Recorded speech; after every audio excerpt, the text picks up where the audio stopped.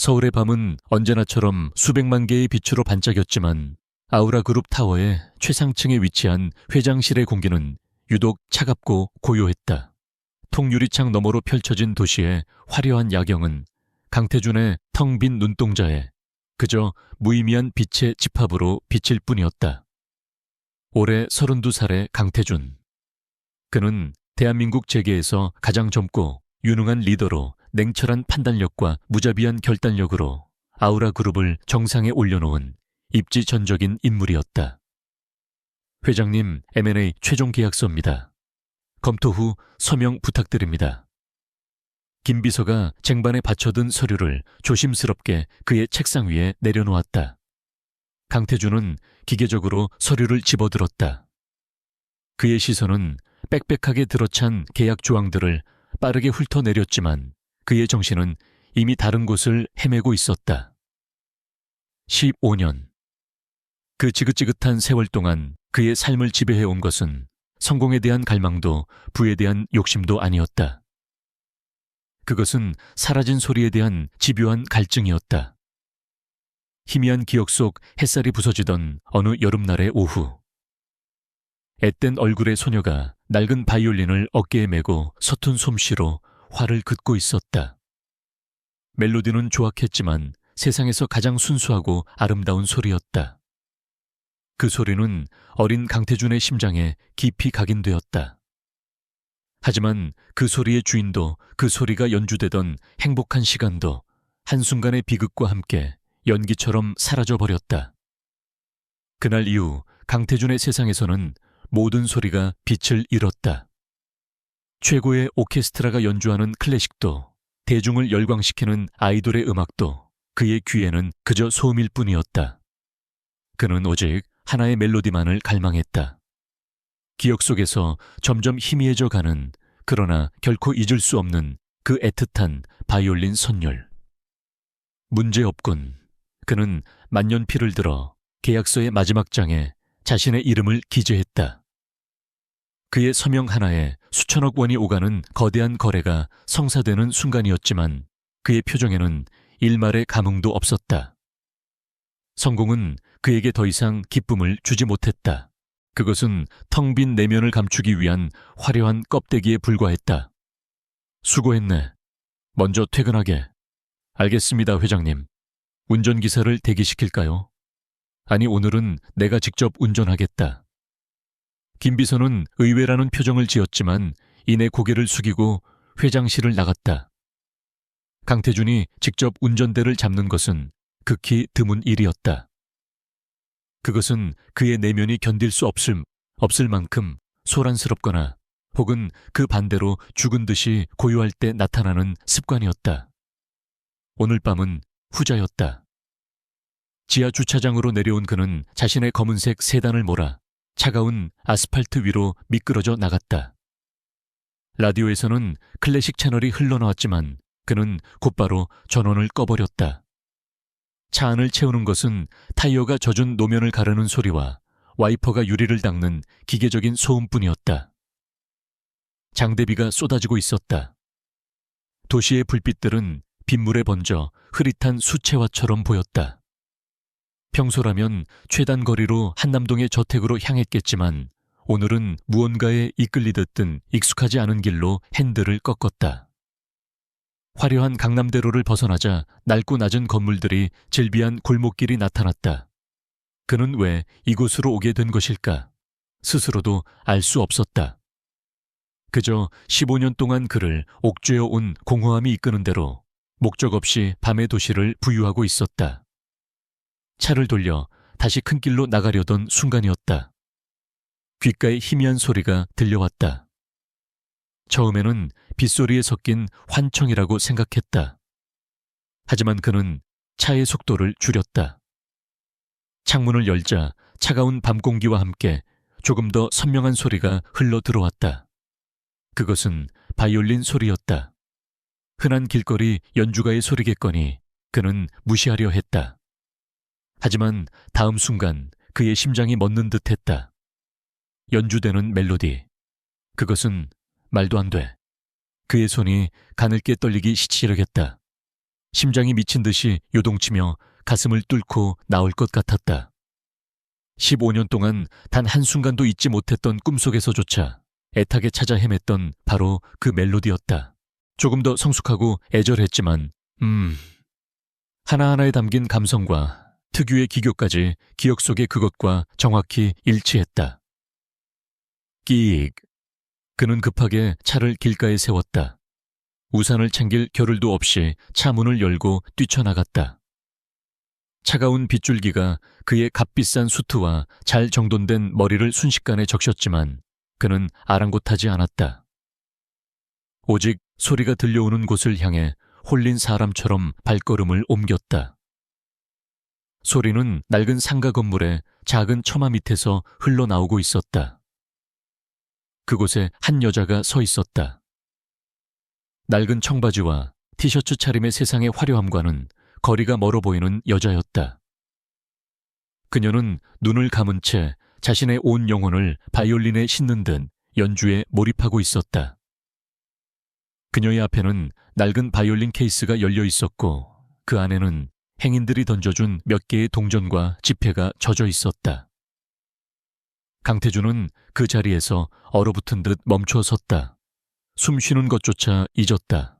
15년 전 햇살 아래서 서툴게 활을 긋던 어린 소녀의 모습과 비에 젖은 채 애절한 선율을 연주하는 여자의 모습이 겹쳐 보였다.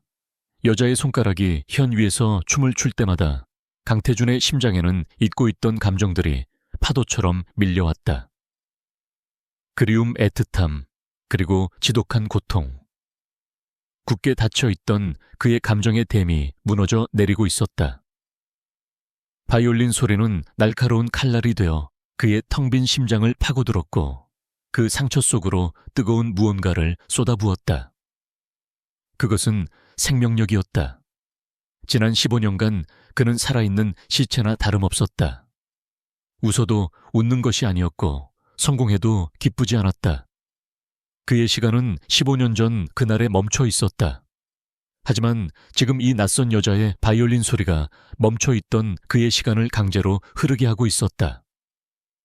멈춰있던 심장에 억지로 피를 돌게 하고 있었다. 연주가 클라이맥스를 향해 치이다 짜 여자의 얼굴 위로 빗물인지 눈물인지 모를 액체가 흘러내렸다. 그 애절한 표정과 선율은 마치 잃어버린 무언가를 향한 간절한 외침처럼 들렸다. 강태준은 주먹을 꽉 쥐었다. 손톱이 손바닥을 파고드는 고통조차 느껴지지 않았다. 마침내 마지막 음이 길게 여운을 남기며 사라졌다. 세상의 모든 소음이 한꺼번에 그의 귀로 쏟아져 들어왔다. 빗소리, 자동차 소리, 멀리서 들려오는 사이렌 소리. 여자는 천천히 눈을 떴다. 그리고 자신을 향해 쏟아지는 강렬한 시선을 발견했다. 흠뻑 젖은 채 마치 세상의 모든 고통과 희망을 한꺼번에 짊어진 듯한 눈으로 자신을 꿰뚫어 보고 있는 한 남자. 여자의 갈색 눈동자가 의아함으로 흔들렸다. 남자는 한 걸음 한 걸음 그녀에게 다가왔다. 그의 그림자가 그녀를 완전히 뒤덮었다. 그 곡, 강태준의 목소리는 비에 젖어 거칠고 낮게 갈라져 나왔다. 그 곡의 이름이 뭐지? 아니, 당신은 누구야? 그의 질문에는 단순한 호기심 이상의 거의 절규에 가까운 절박함이 담겨 있었다. 15년의 기다림과 공허함이 응축된 질문이었다. 여자는 그의 기세에 눌려 저도 모르게 한 걸음 뒤로 물러섰다. 그녀의 눈에는 이 낯선 남자에 대한 경계심과 두려움이 어렸다. 강태준은 깨달았다. 자신의 감정이 너무 앞서 나갔다는 것을. 하지만 멈출 수가 없었다. 웃었다. 눈앞의 여자가 그녀의 음악이 지난 15년간 그가 찾아 헤맨 유일한 구원일지도 모른다는 미친 예감이 그의 이성을 마비시키고 있었다. 죽어있던 남자가 15년 만에 다시 숨을 쉬기 시작했다. 그 숨결은 한 여자의 바이올린 선율에서 비롯되었다. 한서연은 자신을 꿰뚫을 듯 응시하는 남자의 시선 앞에서 숨을 죽였다. 칠흑 같은 그의 눈동자는 15년의 세월을 응축한 듯 깊고 그 안에는 거친 파도와 같은 감정이 소용돌이치고 있었다. 남자의 절박한 질문이 빗소리를 뚫고 그녀의 고막을 파고들었다. 당신 누구야? 그것은 단순한 물음이 아니었다. 잃어버린 세계의 마지막 조각을 발견한 자의 절규, 혹은 오랫동안 잊었던 신을 마주한 자의 경외와도 같았다. 서연은 본능적으로 바이올린을 끌어안으며 뒷걸음질 쳤다. 밤늦은 시간 낯선 골목비에 흠뻑 젖은 채 위협적인 아우라를 풍기는 남자. 모든 상황이 그녀의 경계심을 최고조로 끌어올렸다. 사람 잘못 보셨어요. 그녀는 간신히 목소리를 쥐어짜냈다. 그리고는 서둘러 열려있던 바이올린 케이스를 닫고 몸을 돌렸다. 이 위험한 남자로부터 이해할 수 없는 이 상황으로부터 최대한 빨리 벗어나고 싶었다. 잠깐만. 강태준이 다급하게 그녀의 팔을 붙잡았다. 그의 소나기는 불에 댄 듯 뜨거웠다. 서연이 비명을 지르며 팔을 뿌리치자 태준은 그제야 자신의 행동이 과했음을 깨닫고 황급히 손을 놓았다. 미안하군. 당신을 놀라게 할 생각은 없었다. 그의 목소리는 한결 차분해졌지만 그 안에 담긴 간절함은 사라지지 않았다. 그는 지갑에서 명함 한 장과 가지고 있던 현금을 전부 꺼내 그녀에게 내밀었다. 이걸 받아줘. 그리고 제발 연락해 주길 바란다. 당신의 연주에 대해, 그 곡에 대해 꼭 물어볼 게 있어. 서연은 그가 내민 명함과 두툼한 돈다발을 번갈아 쳐다보았다. 아우라그룹 회장 강태준. 대한민국을 움직이는 거대 기업의 이름과 최고 경영자의 직함이 금박으로 선명하게 새겨져 있었다. 그녀의 얼굴에 불신과 경멸이 동시에 스쳐 지나갔다. 부유한 남자가 돈으로 자신의 하룻밤 유의를 사려는 흔해 빠진 상황이라고 생각한 것이다. 필요 없습니다. 그녀는 차갑게 쏘아붙이고는 뒤도 돌아보지 않고 빗속으로 달려갔다. 태준은 멀어져 가는 그녀의 뒷모습을 망연자실하게 바라볼 뿐 차마 다시 붙잡지 못했다. 손에 남은 명함과 돈이 빗물에 젖어 차갑게 식어갔다. 하지만 그의 심장은 15년 만에 처음으로 뜨겁게 고통스럽게 뛰고 있었다. 그녀를 놓쳐서는 안 되었다. 절대로. 다음 날 새벽 아우라그룹 타워는 전례 없는 긴장감에 휩싸였다. 단 한 번도 지각은커녕 정시보다 30분 먼저 출근하던 강태준이 해가 뜨기도 전에 회사에 나타났기 때문이었다. 밤새 한숨도 자지 못한 듯 충혈된 눈과 흐트러진 모습은 그를 보조하는 직원들을 경악하게 했다. 김 비서, 내 회장님, 지금부터 내 말 잘 듣게. 어젯밤 11시경 청담동 인근 골목에서 바이올린을 연주하던 20대 여자를 찾게. 인상착에는 태준은 잠시 말을 멈추고 어젯밤의 그녀를 떠올렸다. 빗물에 젖어있던 갈색 머리칼 모든 것을 체념한 듯 하면서도 무언가를 갈망하던 깊은 눈동자, 그리고 그녀의 온몸에서 느껴지던 초연한 아름다움. 특이사항은 없어. 그냥 평범한 여자였네. 하지만 반드시 찾아야 해. 아우라그룹의 모든 정보망과 인력을 동원해서라도 오늘 안으로 내 앞에 데려와. 그것은 명령이었다. 김 비서는 회장의 지시가 얼마나 비상식적인지 잘 알고 있었지만 그의 눈에 서린 광기에 가까운 집념을 보고는 어떤 질문도 하지 않은 채 고개를 숙였다. 알겠습니다. 그 순간부터 아우라그룹의 심장부인 전략기획실과 보안팀은 한 여자를 찾기 위한 거대한 작전에 돌입했다. 수십 명의 요원들이 청담동 일대의 모든 CCTV를 분석하기 시작했고 길거리 연주가 커뮤니티에 정보원을 투입했다. 대한민국 최고의 기업이 한낱 길거리 연주가를 찾기 위해 총력을 기울이는 전무후무한 상황이었다. 한편 한서연은 자신의 작은 옥탑방에서 뒤척이며 늦은 잠에서 깨어났다. 밤새 내린 비로 눅눅해진 공기가 방 안을 가득 채우고 있었다. 간밤의 일이 꿈처럼 아득하게 느껴졌다. 그 남자의 강렬했던 눈빛 알 수 없는 말을 던지며 자신을 혼란에 빠뜨렸던 목소리. 그녀는 몸을 떨며 어젯밤 그에게서 받은 돈을 바라보았다. 자신의 한 달 생활비를 훌쩍 넘는 큰 돈이었다. 돈은 그녀의 비참한 현실을 비웃는 듯 했다. 수여연은 고하였다. 12살 이전의 기억은 사고로 인해 모두 사라졌다. 그녀에게 남은 것은 낡은 바이올린 한 대와 머릿속을 맴도는 정체불명의 멜로디뿐이었다. 보육원에서 자라며 오직 바이올린에만 매달렸고 피나는 노력 끝에 명문 음대에 진학했지만 현실의 벽은 높았다. 든든한 배경도 비싼 레슨을 받을 돈도 없는 그녀가 치열한 클래식계에서 설 자리는 없었다. 결국 그녀가 자신의 음악을 선보일 수 있는 곳은 차가운 길거리뿐이었다. 아우라 그룹 회장이라 어젯밤 그가 건넨 명함이 떠올랐다. 설마 진짜일까? 그녀는 반신반의하며 구석에 던져두었던 젖은 외투 주머니를 뒤졌다. 하지만 명함은 보이지 않았다. 어딘가에서 흘렸거나 아니면 애초에 받기를 거부했던 것도 같다. 그녀는 씁쓸하게 웃으며 이 모든 것을 하룻밤의 기이한 해프닝으로 치부하기로 했다. 하지만 강태준은 포기할 남자가 아니었다. 오후가 되자 김 비서로부터 보고가 들어왔다. 찾았습니다. 이름은 한서연 27살입니다. 알려진 가족은 없고 보육원 출신입니다.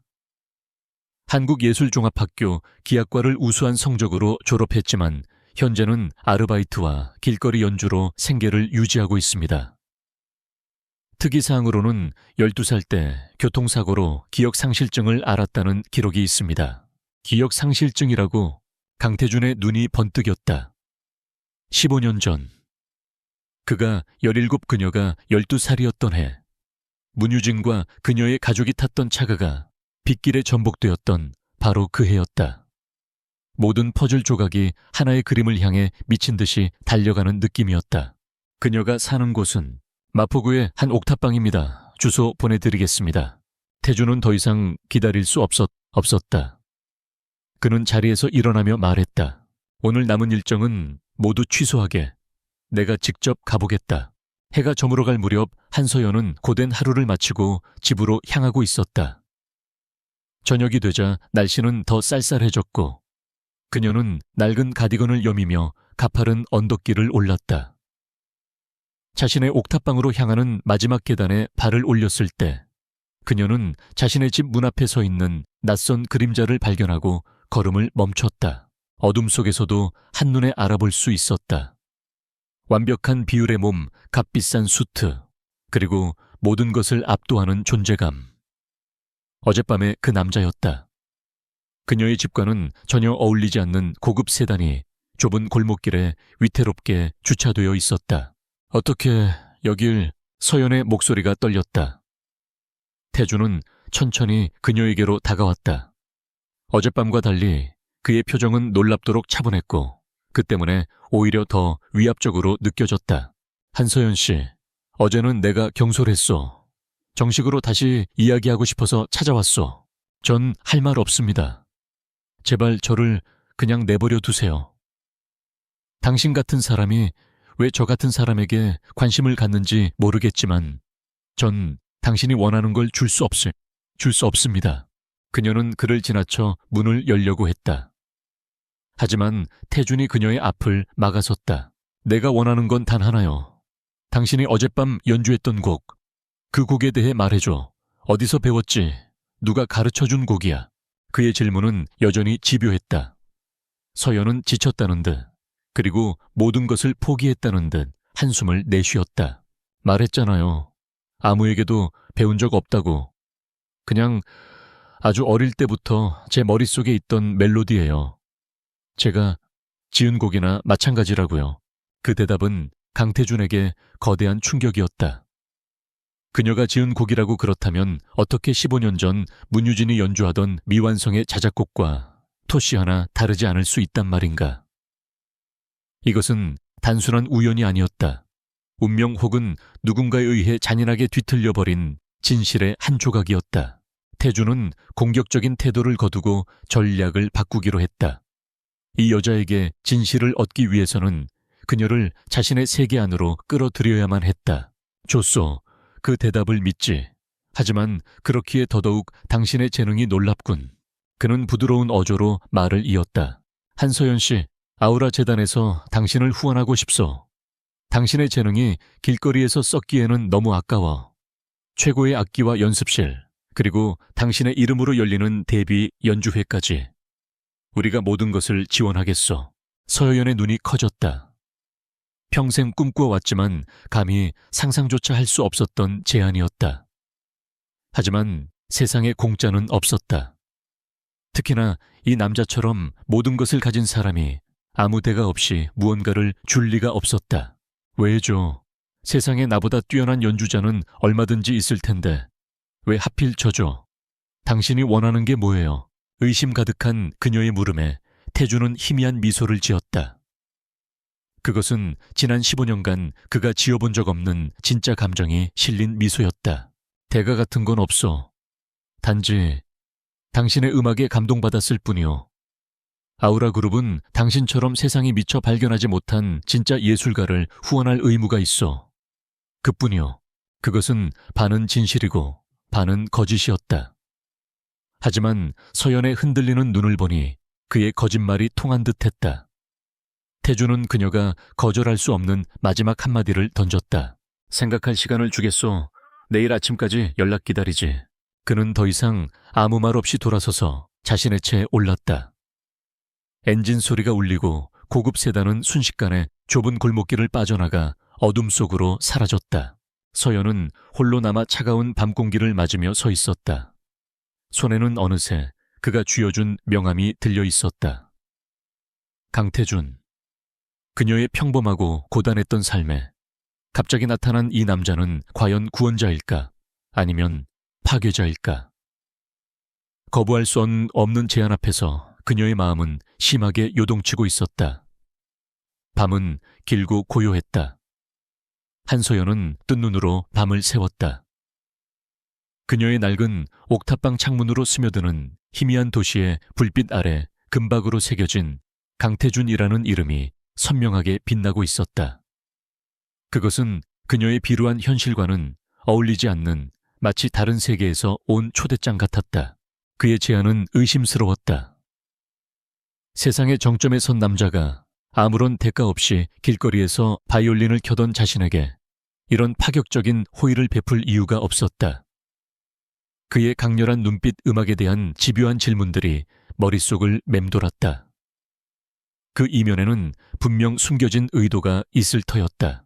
하지만 거부할 수 있을까? 평생을 무대 위에서 연주하는 꿈을 꿔왔다. 자신의 음악을 세상에 선보이고 사람들의 마음을 울리는 것. 그것은 그녀가 살아가는 유일한 이유였다. 춥고 배고픈 현실 속에서도 낡은 바이올린을 놓지 못했던 것은 바로 그 꿈 때문이었다.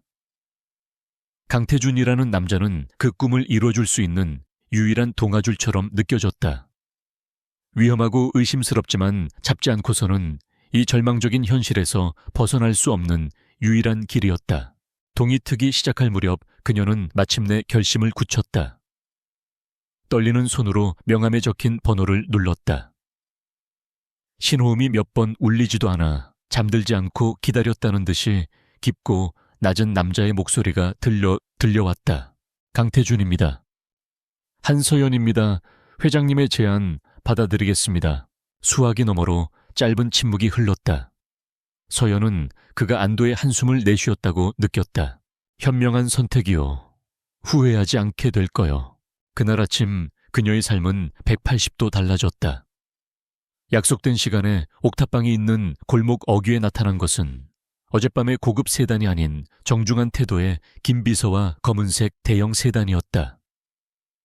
서연이 차에 오르자 그녀가 살던 낡은 동네의 풍경은 순식간에 뒤로 사라지고 화려한 서울의 심장부 아우라 그룹 타워의 위용이 눈앞에 나타났다. 이쪽입니다, 한서연님. 김비서의 안내를 받아 들어선 곳은 타워 최상층에 위치한 오직 그녀만을 위한 개인 연습실이었다. 방음 처리가 된 벽 최적의 온도와 습도를 유지하는 시스템, 그리고 한쪽 벽면을 가득 채운 통유리창 너머로 서울의 정형이 그림처럼 펼쳐져 있었다. 방 한가운데에는 벨벳 천에 덮인 무언가가 놓여 있었다. 회장님께서 준비하신 선물입니다. 김비서가 천을 걷어내자 서연은 저도 모르게 숨을 멈췄다. 그곳에는 세월의 깊이를 머금은 붉은 빛의 바이올린이 고고한 자태를 뽐내고 있었다. 꿈에서나 볼 수 있었던 전설적인 명기 과르넬이 될 재수였다. 이걸 저에게 한서연님의 재능에 걸맞은 악기여야 한다고 회장님께서 특별히 지시하셨습니다. 서연은 조심스럽게 거의 경배하는 듯한 손길로 악기를 들어 올렸다. 어깨에 올리자 마치 자신의 몸의 일부였던 것처럼 편안하게 감겼다. 그녀가 활을 들어 현에 대고 첫 음을 긋는 순간 연습실의 공기가 달라졌다. 깊고 풍부하며 영혼을 울리는 듯한 소리. 그것은 그녀의 낡은 악기와는 차원이 다른 소리였다. 그녀는 자신도 모르게 어젯밤 연주했던 그 멜로디를 다시 연주하기 시작했다. 연습실과 연결된 회장실의 특수 유리 너머로 강태준은 그 모든 광경을 지켜보고 있었다. 전설적인 명기는 새로운 주인을 만난 듯 기쁘게 노래했고 한서연은 물 만난 고기처럼 자유롭게 선율 위를 논일었다. 그녀와 악기는 완벽한 하나가 되어 있었다. 그리고 그 선율은 15년 전 앳된 소녀가 서툰 솜씨로 들려주었던 바로 그 노래였다. 태준의 눈빛이 복잡한 감정으로 깊어졌다. 한편 태준은 공개적으로는 한서연을 후원하는 예술계의 조력자 역할을 하면서도 물밑에서는 15년 전의 진실을 파헤치기 위한 비밀팀을 가동했다. 그의 가장 충실한 신복이자 전직 검사 출신인 윤 실장이 팀을 이끌었다. 그들의 첫 번째 목표는 15년 전 문유진 일가의 교통사고 기록이었다. 너무나 간단하게 종결되었습니다. 윤 실장이 빛바랜 사건 파일을 태준의 책상 위에 올려놓으며 보고했다. 단순 빗길, 과속으로 인한 운전 미숙사고. 추가적인 수사는 전혀 이루어지지 않았습니다. 하지만 이상한 점이 있습니다. 사고 직후 문유진 양의 아버지가 운영하던 문 인터내셔널이 급격하게 무너지기 시작했습니다. 그리고 그 회사의 핵심 기술과 자산을 헐값에 인수한 것이 당시에는 중견기업에 불과했던 박진우 회장의 태성건설이었습니다. 박진우. 그 이름이 나오자 태준의 눈빛이 얼음장처럼 차가워졌다. 그의 기억은 15년 전으로 거슬러 올라갔다. 햇살이 쏟아지던 여름날의 정원. 17의 태준 앞에서 12살의 유진이 바이올린을 켜고 있었다. 아직은 앳되고 서툰 연주였지만 그 안에는 천재적인 감성이 번뜩이고 있었다. 오빠, 이 멜로디 어때? 내가 만든 거야. 아직 미완성이지만 유진이 수줍게 웃으며 물었다. 태준은 부드러운 미소로 답했다. 세상에서 가장 아름다운 곡이야. 나중에 유진이가 어른이 되면 내가 세상에서 가장 큰 콘서트홀을 지어줄게. 거기서 이 곡을 연주하는 거야. 정말 약속한 거다. 어린아이들의 순수한 약속. 하지만 그들의 세계는 어른들의 탐욕으로 인해 곧 파괴될 운명이었다.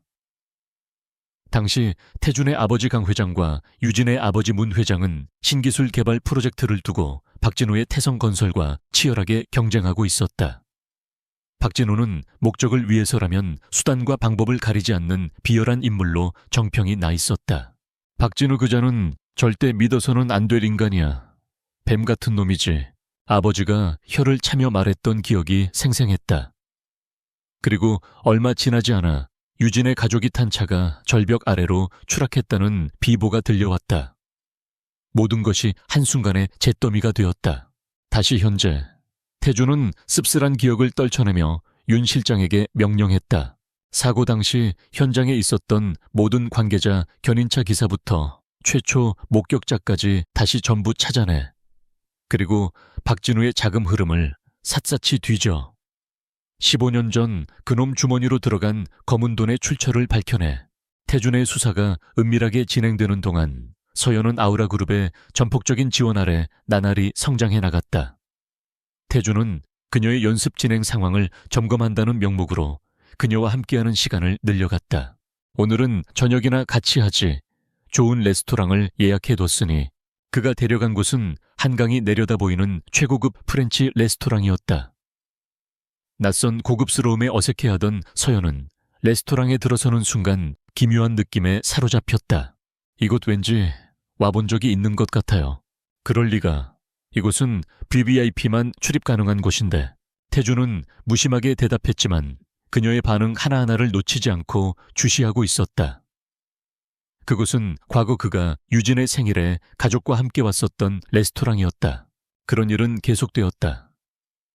그가 무심코 데려간 클래식 전용 콘서트홀에서 그녀는 특정 좌석을 가리키며 저 자리가 무대가 가장 잘 보이는 곳이에요 라고 중얼거렸다.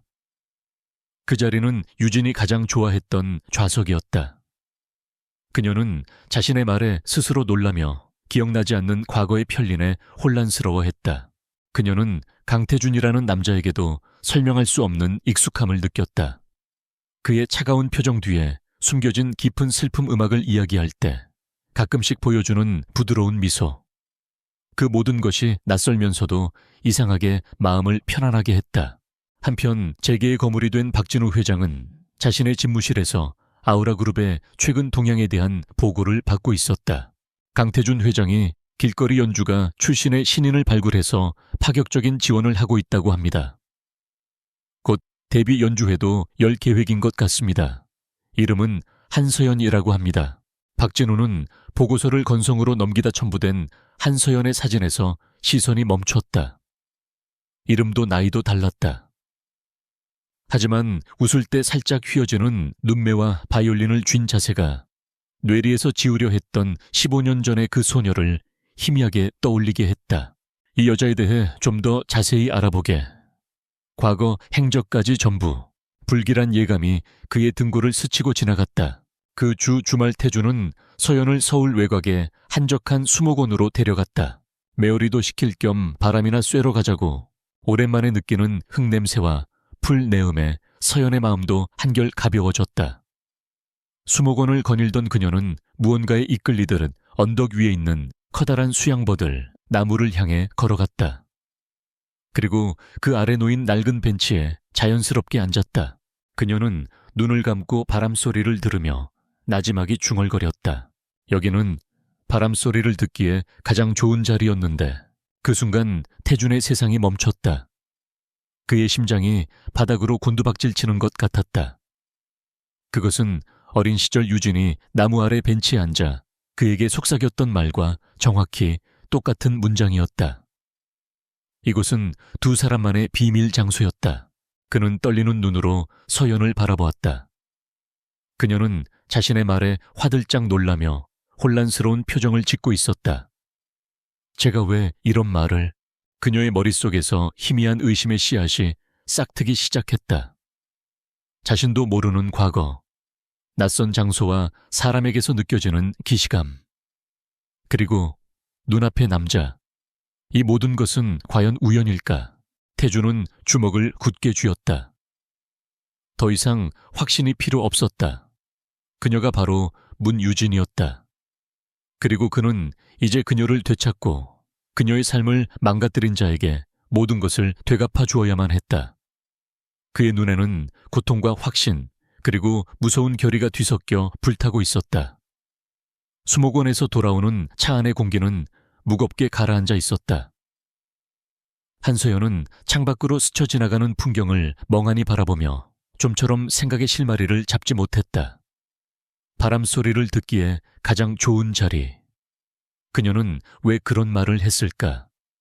마치 오래전부터 알고 있었던 것처럼 자연스럽게 흘러나온 그 말은 그녀 자신의 것이 아닌 듯 낯설었다. 기억나지 않는 과거의 파편들이 안개처럼 그녀의 의식을 떠다녔다. 처음 보는 장소에서 느끼는 기시감, 처음 만난 사람에게서 느끼는 알 수 없는 익숙함. 그리고 그 중심에는 늘 강태준이 있었다.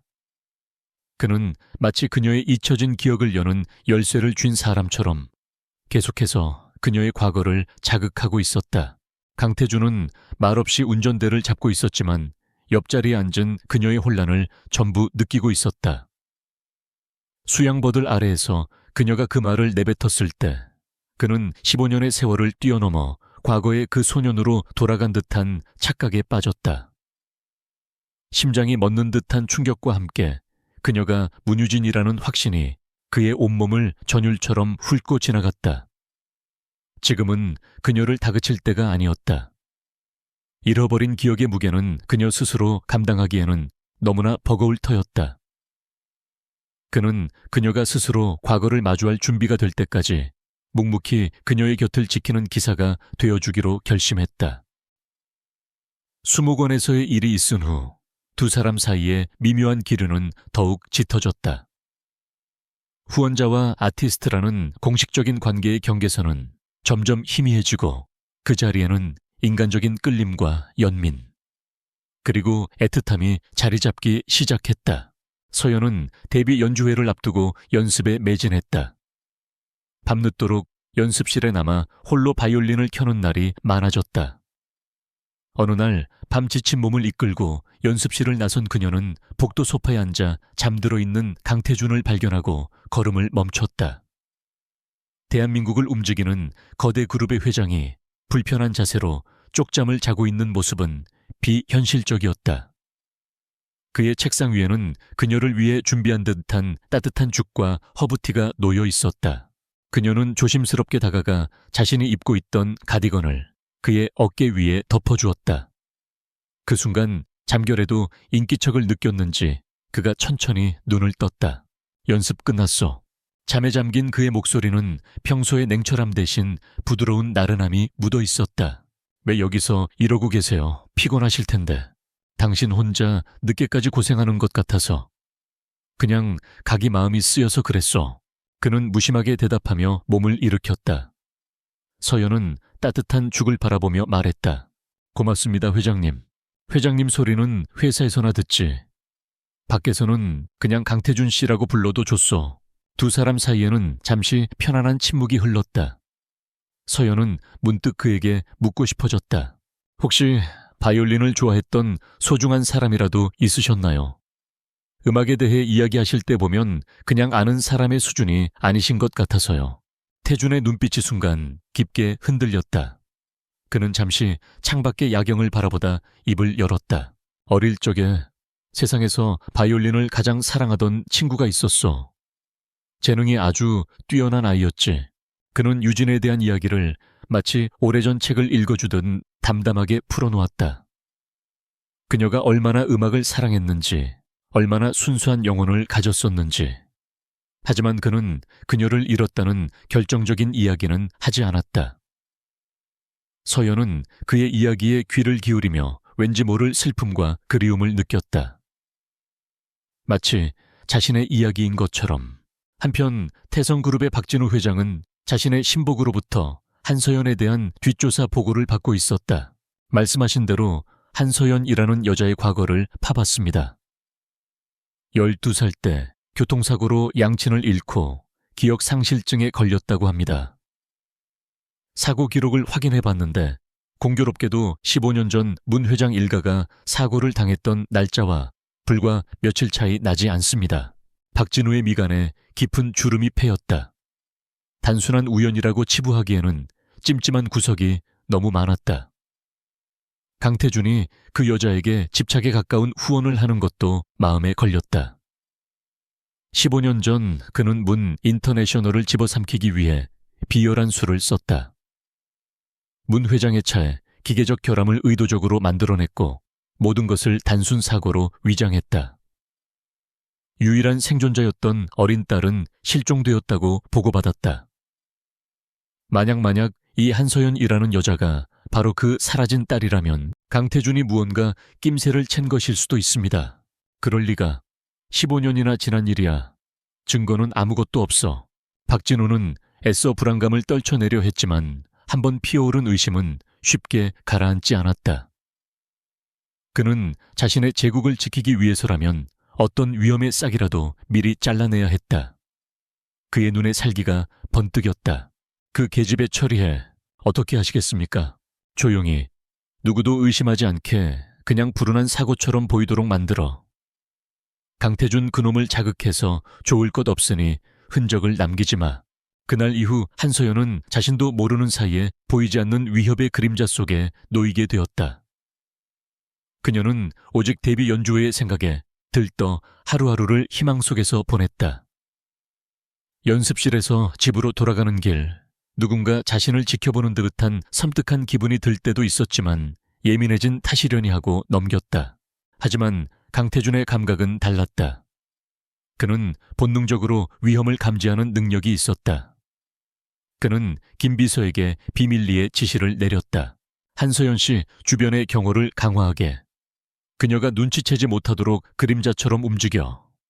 24시간 감시하고 특이사항은 즉시 보고하도록. 그의 불안은 기우가 아니었다.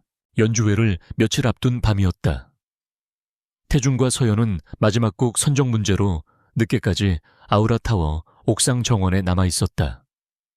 시원한 밤바람이 두 사람의 뺨을 스치고 지나갔다. 수많은 빌딩들이 뿜어내는 불빛이 별처럼 쏟아지는 서울의 야경은 황홀할 정도로 아름다웠다. 이제 정말 얼마 안 남았네요. 서연이 난간에 기댄 채 나지막이 말했다. 그녀의 목소리에는 설렘과 긴장이 뒤섞여 있었다. 제가 정말 무대에 설 수 있을까요? 아직도 꿈만 같아요. 회장님을 만나지 못했다면 전 아직도 어두운 길거리에서 그런 약한 소리 하지 마시오. 당신의 재능은 무대 위에서 빛나야 마땅하니까. 태준이 그녀의 말을 부드럽게 잘랐다. 그는 진심이었다. 지난 몇 달간 그녀를 지켜보며 그는 더 이상 그녀에게서 유진의 그림자만을 쫓고 있지 않았다. 그는 한서연이라는 사람 자체에게 빠져들고 있었다. 역경 속에서도 꺾이지 않는 강인함 음악에 대한 순수한 열정, 그리고 가끔씩 보여주는 따뜻한 배려심. 그 모든 것이 그의 굳게 닫혔던 마음의 문을 두드리고 있었다. 제 과거에 대해 물어봐도 될까요? 기억은 없지만 전 늘 혼자였어요. 그래서 제 음악은 항상 외로웠던 것 같아요. 하지만 회장님을 만나고 회장님과 음악에 대해 이야기하면서 제 음악이 조금씩 따뜻해지는 걸 느껴요. 그녀는 용기를 내어내어 자신의 가장 깊은 곳의 이야기를 꺼냈다. 태준은 그런 그녀를 애틋한 눈으로 바라보았다. 모든 것을 말해주고 싶었다. 당신은 혼자가 아니었다고. 당신을 이토록 사랑하고 기다려온 사람이 바로 내 옆에 있었다고. 그의 입술이 열렸다. 유진아, 자신도 모르게 옛 이름이 흘러나왔다. 하지만 그는 가까스로 다음 말을 삼켰다. 지금은 아니었다. 모든 진실을 밝히기에는 아직 이르렀다. 그것은 그녀에게 감당할 수 없는 충격일 것이고, 박진우라는 위험한 적이 그녀를 노리고 있는 상황에서는 오히려 그녀를 더 큰 위험에 빠뜨릴 뿐이었다. 그는 대신 다른 말을 꺼냈다. 무슨 일이 있어도 내가 당신을 반드시 지켜줄 거요. 그것은 맹세였다. 서연은 그의 말뜻을 전부 이해할 수 없었지만 그의 눈에 담긴 진심에 심장이 크게 울렸다. 두 사람 사이에는 말보다 더 깊은 교감이 흘렀다. 바로 그 시각 서연의 데뷔 연주회가 열릴 콘서트홀에서는 어둠 속에서 두 명의 남자가 은밀하게 움직이고 있었다. 그들은 무대 위 천장에 설치된 육중한 조명 장치에 고정 볼트를 몰래 풀어내고 있었다. 이 정도면 되겠지. 리허설 때 작은 충격만 가해줘도 바로 떨어질 거야. 완벽한 사고사가 되겠군. 남자가 휴대폰을 꺼내 박진우에게 문자를 보냈다. 준비 완료됐습니다. 내일이면 그 여자는 세상에서 흔적도 없이 사라질 겁니다. 차가운 달빛 아래 달콤한 로맨스의 예감과 끔찍한 죽음의 그림자가 잔인하게 교차하고 있었다. 연주회장 내부는 텅 비어 있었지만 그 공간을 채우는 공기는 마지막 리허설을 앞둔 팽팽한 긴장감으로 가득했다. 무대 위에는 오케스트라 단원들이 각자의 악기를 조율하고 있었고, 스태프들은 분주하게 움직이며 조명과 음향을 최종 점검했다. 이 모든 소란의 중심에 한서연은 홀로 서 있었다. 그녀의 손에는 전설적인 명기 과르네리가 들려 있었고, 그녀의 심장은 기대와 불안으로 세차게 뛰고 있었다. 객석의 가장 어두운 곳, 강태준은 홀로 앉아 무대 위의 그녀를 응시하고 있었다. 후원자로서 리허설을 참관한다는 명목이었지만 그의 진짜 목적은 다른 곳에 있었다. 어젯밤 그녀에게 맹세했던 것처럼 그는 그녀를 지키기 위해 그곳에 있었다. 그가 고용한 사설 경호팀이 관객으로 위장한 채 공연장 곳곳에 배치되어 만일의 사태에 대비하고 있었다. 그의 육감은 계속해서 보이지 않는 위험을 경고하고 있었다. 서연 씨 준비됐으면 시작하죠. 무대 감독의 말에 서연은 고개를 끄덕이고 바이올린을 어깨에 올렸다. 지휘자의 손이 허공을 갈랐고 오케스트라의 웅장한 서주가 시작되었다. 서연은 깊게 숨을 들이쉬고 눈을 감았다. 그리고 그녀의 활이 현에 닿는 순간 세상의 모든 소음이 사라지고 오직 그녀와 그녀의 음악만이 남았다. 그녀가 연주하는 곡은 그녀의 머릿속에서 오랫동안 잠자고 있던 바로 그 멜로디였다. 강태준의 후원 아래 최고의 작곡가들에 의해 편곡된 그 곡은 이제 한 개인의 기억을 넘어 장엄한 교향곡으로 다시 태어나 있었다.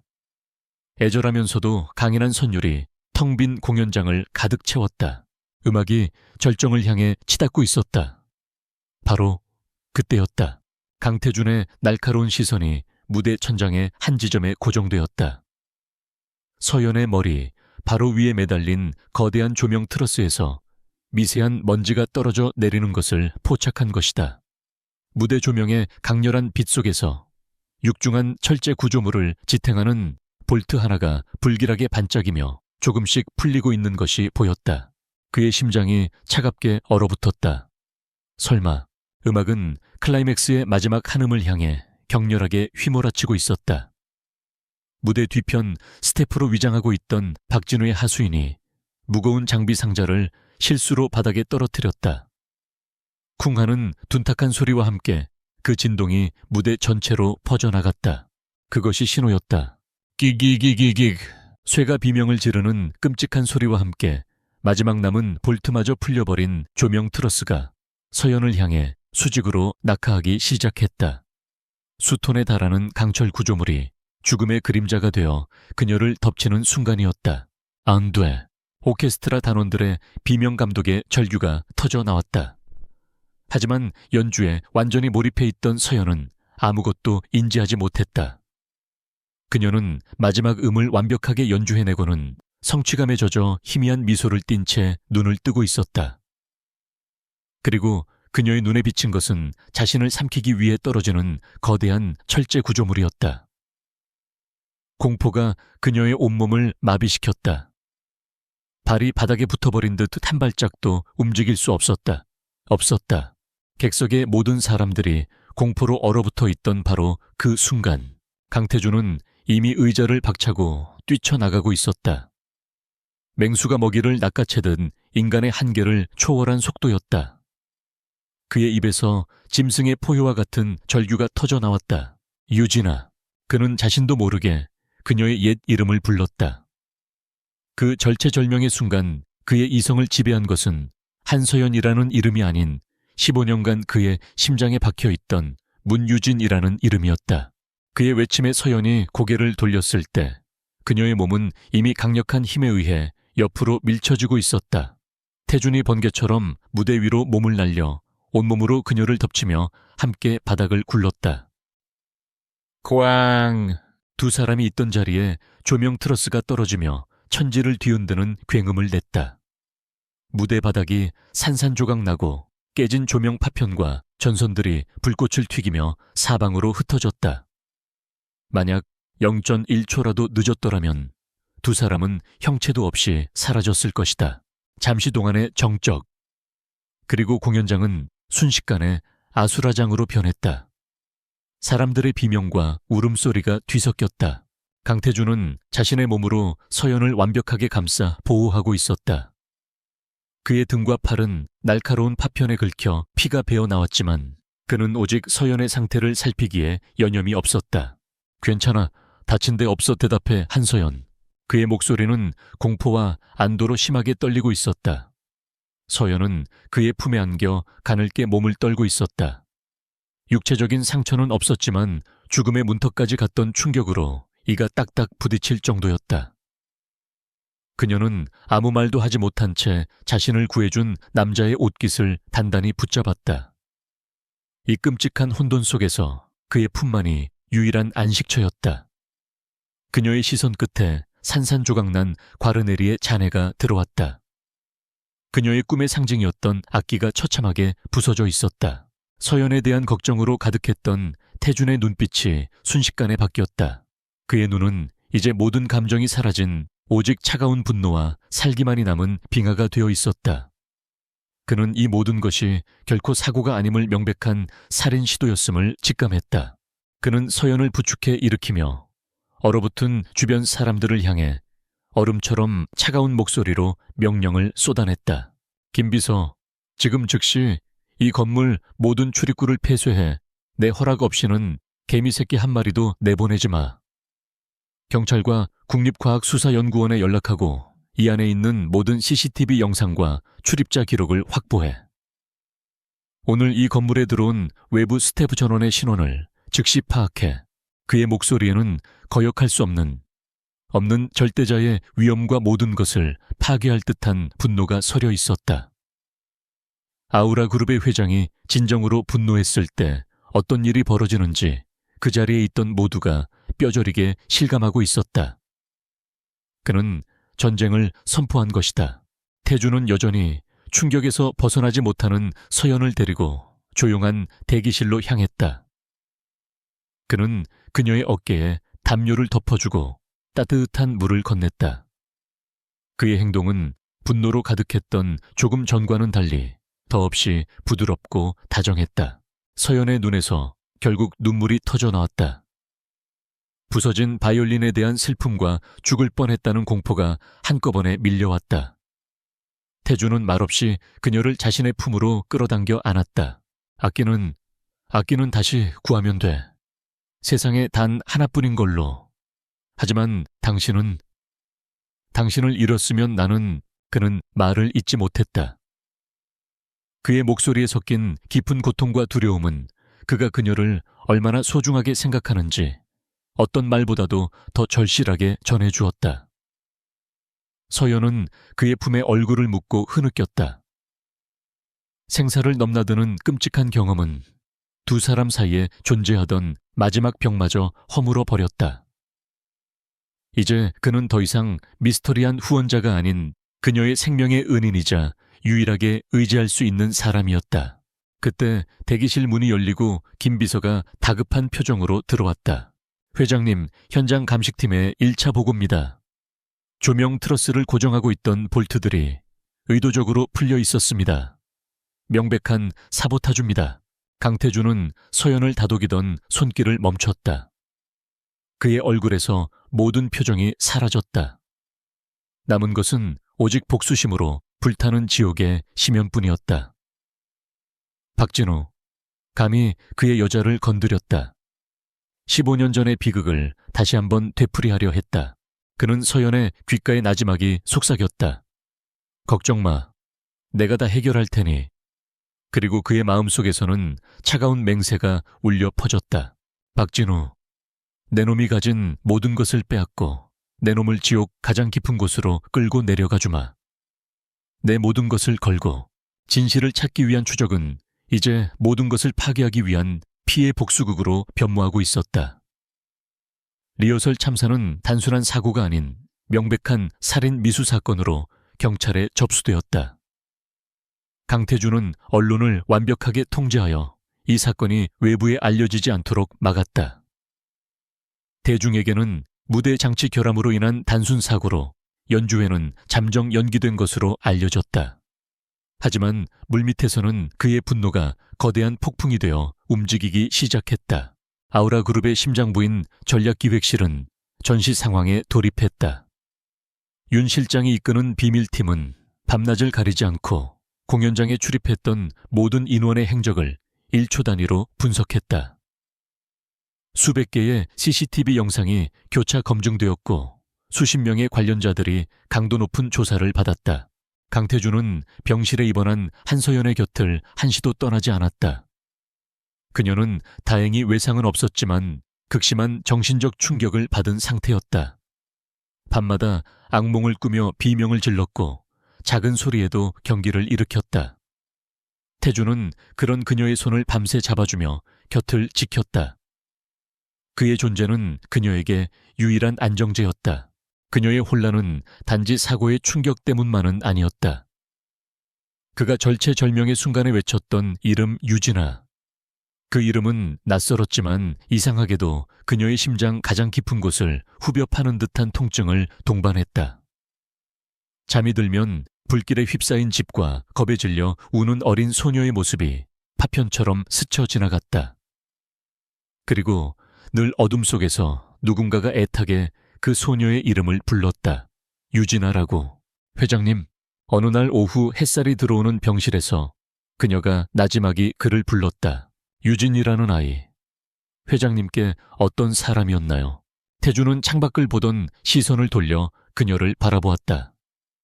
그의 눈에는 깊은 슬픔이 고여 있었다.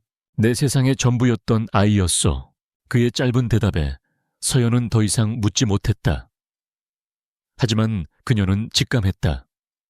자신과 그 아이 사이에, 그리고 강태준이라는 남자 사이에 보이지 않는 거대한 운명의 끈이 연결되어 있음을. 며칠 후 윤 실장으로부터 결정적인 보고가 들어왔다. 범인의 꼬리를 잡았습니다. 무대 장치를 설치했던 외부 업체 직원 중 한 명입니다. 사고 직후 종적을 감췄는데 밀항을 시도하려던 것을 저희 팀이 항구에서 체포했습니다. 강태준의 눈이 번뜩였다. 배후는 처음에는 입을 열지 않았습니다만 저희의 방식대로 설득하니 마침내 실토했습니다. 태성그룹의 박진우 회장이 시킨 일이라고 합니다. 윤 실장은 녹음 파일과 함께 돈이 오고 간 차명 계좌 내역을 태준에게 건넸다. 녹음기에서는 겁에 질린 남자의 목소리가 흘러나왔다. 박 회장 쪽 사람이 직접 연락해 왔습니다. 그냥 불운한 사고처럼 보이게 만들면 평생 먹고 살 돈을 주겠다고. 설마 진짜 사람을 죽이려고 할 줄은 몰랐습니다. 살려주십시오. 이것만으로는 박진우를 엮기엔 부족해. 중간에 연결책이 있었을 테고 놈은 분명 꼬리 자르기를 할 거다. 맞습니다. 하지만 중요한 단서를 하나 더 얻었습니다. 이자가 15년 전에도 박 회장 밑에서 더러운 일을 처리했던 전적이 있다는 사실입니다. 문 인터내셔널 관련해서 말입니다. 드디어 모든 퍼즐 조각이 맞춰지고 있었다. 태주는 잠시 눈을 감았다. 그의 머릿속에서는 복수를 위한 완벽한 시나리오가 그려지고 있었다. 하지만 그 전에 해야 할 일이 있었다. 바로 한서연 아니 문유진의 잃어버린 기억을 되찾아주는 것이었다. 그녀는 진실을 알 권리가 있었고 그 기억은 앞으로의 싸움에서 그녀를 더욱 강하게 만들어줄 것이었다. 그는 퇴원수석을 밟고 있는 서연에게 다가갔다. 몸도 마음도 추스를 곳이 필요할 것 같소. 당분간 시내를 떠나 조용한 곳에 가 있는 게 어떻겠소. 그가 그녀를 데려간 곳은 경기도 외곽에 위치한 지금은 아무도 살지 않는 낡은 저택이었다. 담쟁이 덩굴이 벽을 뒤덮고 정원은 잡초가 무성했지만 고풍스러운 저택의 모습은 과거의 영화를 짐작하게 했다. 여긴 오래전 내 친구가 살던 집이요. 태준의 말에 서연은 고개를 갸웃했지만 차에서 내려 저택의 문으로 다가서는 순간 그녀의 심장이 세차게 뛰기 시작했다. 머리가 깨질 듯한 두통과 함께 희미한 웃음소리, 피아노 소리, 맛있는 음식 냄새 같은 감각들이 그녀의 의식을 스치고 지나갔다. 그녀는 무언가에 홀린 듯 익숙한 발걸음으로 저택 안으로 들어섰다. 내부는 먼지가 두껍게 쌓여 있었지만 가구들은 하얀 천에 덮인 채 옛 모습 그대로 보존되어 있었다. 그녀의 발걸음은 2층의 한 방문 앞에서 멈췄다. 문고리를 잡는 순간 손끝에서부터 강렬한 전율이 흘렀다. 삐걱이는 소리와 함께 문이 열렸다. 그곳은 빛바랜 분홍색 벽지로 도배된 오래전 한 소녀의 방이었다. 낡은 인형과 동화책, 그리고 창가에 놓인 작은 책상. 모든 것이 낯설면서도 사무치게 그리웠다. 그녀는 천천히 방 안을 둘러보다 침대 밑에 놓인 작은 나무 상자를 발견했다. 먼지를 닦아내자 상자 뚜껑에 IYJ라는 이니셜이 새겨져 있는 것이 보였다.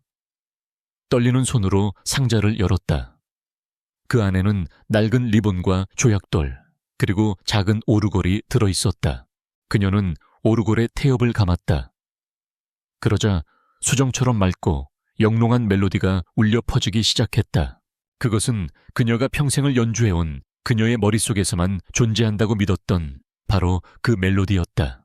순간 다뎌 있던 기억에 댐이 무너져 내렸다. 엄마의 따뜻한 미소, 아빠의 굵은 목소리, 정원에서 바이올린을 켜던 자신의 모습, 그리고 늘 곁에서 다정한 눈으로 자신을 바라보던 한 소년.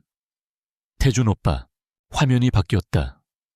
붉은 화염에 휩싸인 집, 비명소리. 유진아 빨리 도망쳐, 아빠의 절규. 그리고 빗길을 미친 듯이 달리던 자동차. 핸들을 꺾는 아빠의 겁에 질린 얼굴. 세상을 뒤흔드는 굉음과 함께 모든 것이 암흑으로 변했다. 서연은 머리를 감싸쥐며 비명을 질렀다. 잊혔던 15년의 세월이 한꺼번에 그녀의 뇌리로 쏟아져 들어왔다. 행복했던 기억, 그리고 그 모든 것을 앗아간 끔찍한 비극의 기억까지. 눈물이 쉴 새 없이 흘러내렸다. 슬픔, 분노, 배신감, 그리움이 뒤섞여 그녀의 영혼을 갈기갈기 찢어 놓았다. 강태준이 조용히 그녀의 곁으로 다가와 떨리는 어깨를 감싸 안았다. 기억, 낯서. 서연 아니 유진은 눈물범벅이 된 얼굴을 들어 그를 바라보았다. 이제 그의 얼굴은 더 이상 미스터리한 후원자의 얼굴이 아니었다. 그곳에는 15년 전 모든 것을 잃고 절망에 빠졌던 자신을 붙잡아주던 유일한 친구, 앳된 얼굴의 소년 강태준이 서 있었다. 태준, 오빠. 그녀의 입에서 15년 만에 그의 이름이 불렸다. 그 순간 강태준의 눈에서도 뜨거운 눈물이 흘러내렸다. 그는 그녀를 자신의 품에 더욱더 세게 끌어안았다. 15년의 지독한 기다림과 그리움이 마침내 마침표를 찍는 순간이었다. 기억의 열쇠는 찾아졌다. 그리고 이제 잔인한 복수를 위한 모든 준비가 끝났다. 태준, 오빠. 그 이름이 그녀의 입술에서 흘러나오는 순간 15년이라는 시간의 벽이 무너져 내렸다. 강태준은 그녀를 품에 안은 채 눈을 감았다. 지독하게 길었던 기다림이었다. 매일 밤 꿈속에서 그녀의 이름을 불렀고 모든 소리 속에서 그녀의 바이올린 선율을 찾아 헤맸다. 죽은 듯이 살아온 세월이었다. 이제야 비로소 그의 멈춰있던 세상이 다시 숨을 쉬기 시작했다. 문유진은 그의 품에 안겨 어린아이처럼 울부짖었다. 봇물 터지듯 쏟아져 나오는 기억의 홍수 속에서 그녀는 어찌할 바를 몰랐다. 잊고 있던 부모님의 얼굴, 따뜻했던 집의 공기, 그리고 그 모든 것을 앗아간 화염과 굉음. 행복과 비극이 뒤섞인 기억의 파편들이 날카로운 칼날이 되어 15년간 단단하게 굳어있던 그녀의 내면을 헤집고 상처냈다. 한참 동안 낡은 저택의 소녀의 방 안에는 그녀의 서러운 울음소리와 오르골의 맑은 멜로디만이 울려 퍼졌다. 태준은 아무 말 없이 그녀의 등을 토닥여 주었다. 지금 그녀에게 필요한 것은 섣부른 위로나 설명이 아니었다. 15년 동안 억눌려 왔던 슬픔을 온전히 터뜨릴 수 있도록 곁을 지켜주는 것. 그것이 그가 해줄 수 있는 유일한 위로였다. 얼마나 시간이 흘렀을까? 유진의 울음이 조금씩 잦아들었을 때 태준은 그녀를 부축해 낡은 소파에 앉혔다. 그는 자신의 손수건으로 그녀의 눈물 범벅이 된 얼굴을 조심스럽게 닦아주었다. 이제 다 말해줄게. 네가 알아야 할 모든 것을. 그는 지난 몇 달간 자신이 비밀리에 조사해온 모든 사실들을 하나씩 꺼내놓기 시작했다. 박진우가 어떻게 그녀의 아버지를 함정에 빠뜨렸는지, 경쟁에서 이기기 위해 얼마나 비열한 수단을 사용했는지, 그리고 마침내 어떻게 사고를 위장해 그녀의 가족을 죽음으로 몰아넣었는지에 대한 진실을. 그는 윤 실장이 확보한 증거 자료들을 그녀의 앞에 펼쳐 보였다. 리허설 현장에서 체포된 남자의 자백이 담긴 녹음 파일 박진우의 태성그룹이 문 인터내셔널을 헐값에 집어삼키는 과정이 담긴 비자금 흐름도. 모든 증거는 단 한 사람 박진우를 범인으로 지목하고 있었다. 사고 이후 너는 기적적으로 살아남았어. 하지만 의식불명 상태였지. 그때 너를 빼돌린 건 우리 집안의 충직한 집사였던 김영감이었어. 박진우가 살아남은 너마저 해치려 할 것을 우려한 아버지의 지시였지. 김영감은 너에게 한서연이라는 새로운 신분을 만들어주고 먼 지방의 보육원에 너를 맡겼다. 하지만 사고의 충격으로 너는 모든 기억을 잃어버렸고 우리도 더 이상 너를 찾을 수 없었어. 그것이 15년간의 공백에 대한 진실이었다. 그녀가 한서연으로 살아온 삶은 그녀를 지키기 위한 마지막 방어막이었던 셈이다. 유진은 텅 빈 눈으로 증거 자료들을 응시했다. 그녀의 내면에서는 거대한 감정의 폭풍이 휘몰아치고 있었다. 가장 먼저 밀려온 것은 부모님에 대한 사무치는 그리움이었다. 기억을 잃었을 때는 그저 서류상에만 존재하는 얼굴조차 모르는 이들이었다. 하지만 이제 그녀의 머릿속에는 다정했던 어머니의 미소와 든든했던 아버지의 품이 생생하게 떠올랐다. 그 모든 것을 앗아간 박진우라는 인간에 대한 증오가 피를 역류하게 할 만큼 뜨겁게 치밀어 올랐다. 그 다음은 지독한 죄책감이었다. 왜 나만 살아남았을까? 왜 나만 모든 것을 잊은 채 심지어 행복을 꿈꾸며 살아왔을까? 부모님은 차가운 땅 속에서 얼마나 원통해 하셨을까? 마지막으로 찾아온 것은 정체성의 혼란이었다. 지난 15년간 그녀는 고아 한서연이었다.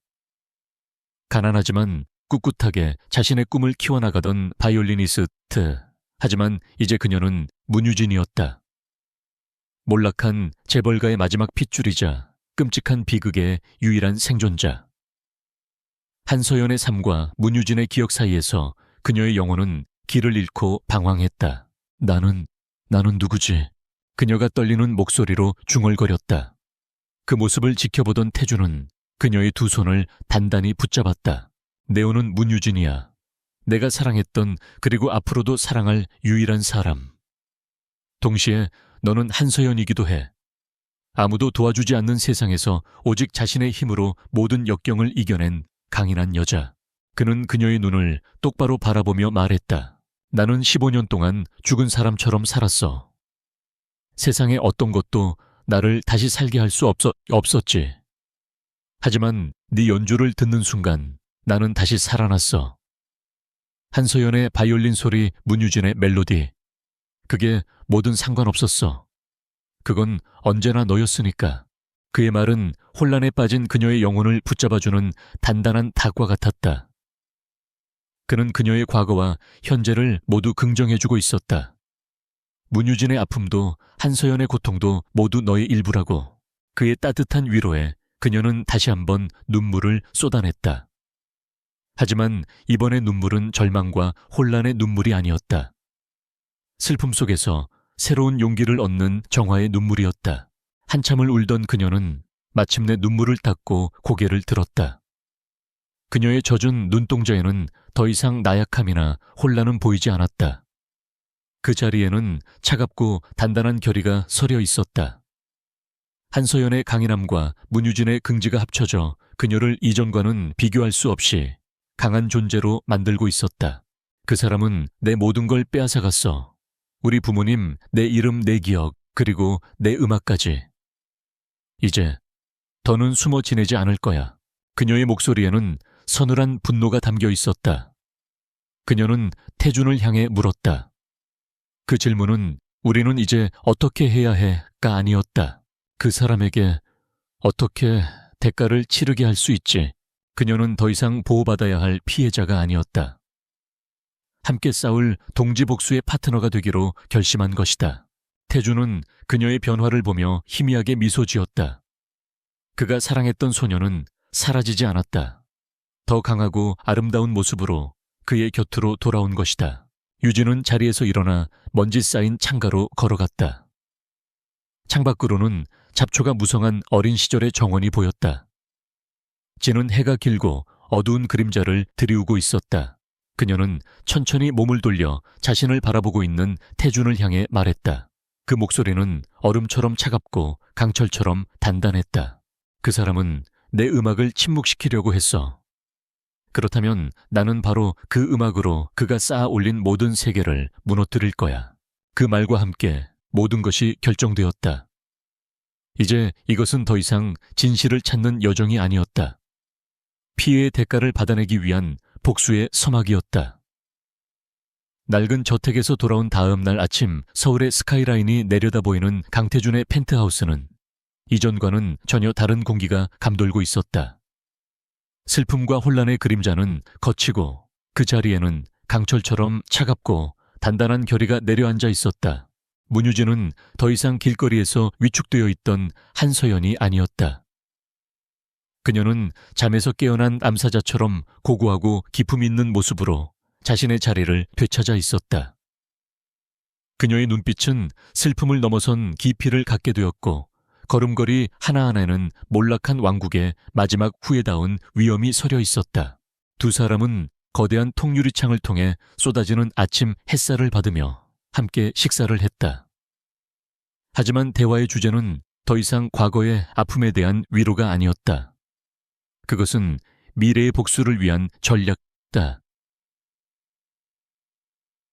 전날 회의였다. 어디서부터 시작해야 할까? 유진이 나이프를 내려놓으며 물었다. 그녀의 목소리는 맑았지만 그 안에는 서리빨 같은 의지가 담겨 있었다. 강태준은 이미 모든 것을 구상해 둔 듯 자신의 서재로 그녀를 이끌었다. 그의 서재는 하룻밤 사이에 완벽한 전쟁 상황실로 변해 있었다. 한쪽 벽면을 가득 채운 화이트보드에는 박진우의 태성그룹 지배 구조, 그와 얽힌 정적의 인맥, 그리고 그의 약점들이 복잡한 거미줄처럼 그려져 있었다. 윤 실장을 비롯한 비밀 팀원들이 긴장된 표정으로 그들을 맞았다. 팀원들은 유진을 보호해야 할 연약한 피해자로 생각했다. 하지만 그 생각은 곧 깨졌다. 윤 실장이 법적 재정적 공격 루트에 대해 브리핑을 시작했을 때 유진이 조용히 입을 열었다. 법과 돈만으로는 부족해요. 그 짐승을 완벽하게 무너뜨리려면 그가 가장 중요하게 생각하는 것을 빼앗아야 해요. 모두의 시선이 그녀에게로 향했다. 명예 그리고 대중의 신망이죠. 저는 그를 법정이 아니라 세상 사람들 앞에서 심판받게 만들고 싶어요. 그녀는 화이트보드 앞으로 걸어가 망설임 없이 펜을 들었다. 그리고는 거미줄의 한가운데에 동그라미를 치고 그 안에 이렇게 썼다. 데뷔 연주회. 그는 무대 위에서 저를 죽이려고 했어요. 그렇다면 저 역시 바로 그 무대 위에서 그의 숨통을 끊어놓는 것이 가장 공평한 복수가 아닐까요? 그녀의 말에 서재 안의 공기가 팽팽하게 당겨졌다. 태준의 입가에 만족스러운 미소가 떠올랐다. 그가 원했던 것이 바로 이것이었다. 그녀는 더 이상 과거에 갇힌 소녀가 아니었다. 자신의 상처를 가장 강력한 무기로 사용할 줄 아는 전사로 다시 태어난 것이다. 그 순간부터 복수를 위한 거대한 계획이 구체화되기 시작했다. 그것은 두 개의 축으로 움직이는 정교한 작전이었다. 첫 번째는 강태준이 이끄는 기업 사냥이었다. 그는 자신의 막강한 자금력과 정보력을 이용해 태성그룹의 숨통을 서서히 조여가기 시작했다. 태성그룹의 핵심 자회사들의 주식을 비밀리에 매집하고 박진우의 최측근 임원들을 거액의 스카우트 제안으로 흔들었다. 또한 태성그룹이 사활을 걸고 추진하던 대규모 해외 건설 프로젝트에 경쟁적으로 뛰어들어 곳곳에서 그의 발목을 잡았다. 박진우의 제국에 보이지 않는 균열이 가기 시작했다. 두 번째는 유진이 맡은 공개 처형의 무대였다.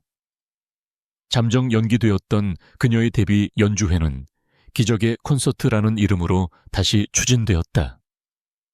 끔찍한 사고를 딛고 일어선 천재 바이올리니스트의 재기. 이보다 더 극적인 스토리는 없었다. 아우라 그룹은 전례 없는 규모로 홍보를 시작했고 순식간에 연주회는 대한민국 전체에 가장 뜨거운 화제가 되었다. 모든 언론사와 정재계의 거물들 그리고 문화계의 명사들이 이 역사적인 무대를 보기 위해 티켓 전쟁을 벌였다. 그리고 그 무대의 가장 중요한 무기는 바로 유진의 음악이었다. 그녀는 베토벤이나 브람스를 연주하지 않을 터였다. 대신 그녀는 자신의 모든 것을 쏟아부어 새로운 곡을 쓰기 시작했다. 곡의 제목은 불사조 피닉스, 아름답고 평화로웠던 유년 시절 모든 것을 앗아간 갑작스러운 비극, 15년간의 어둡고 외로웠던 방황, 그리고 마침내 잿더미 속에서 다시 날아오르는 장엄한 부활. 그녀의 삶 전체가 담긴 하나의 교양시였다. 작곡 과정은 고통스러웠다. 잊었던 트라우마를 자신의 손으로 다시 끄집어내 음표로 기록하는 것은 영혼을 갉아먹는 듯한 작업이었다. 그녀가 악몽을 꾸며 작곡을 멈출 때마다 태주는 밤새 그녀의 곁을 지키며 그녀가 다시 일어설 수 있도록 힘이 되어주었다. 그들의 관계는 복수라는 공동의 목표 아래 그 어떤 연인보다도 더 단단하고 깊은 유대감으로 엮여갔다. 마침내 연주회 초대장이 발송되었다.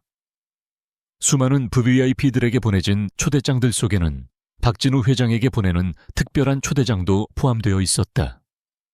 태준이 직접 쓴 정중하지만 날카로운 독이 숨겨진 문구가 담겨 있었다.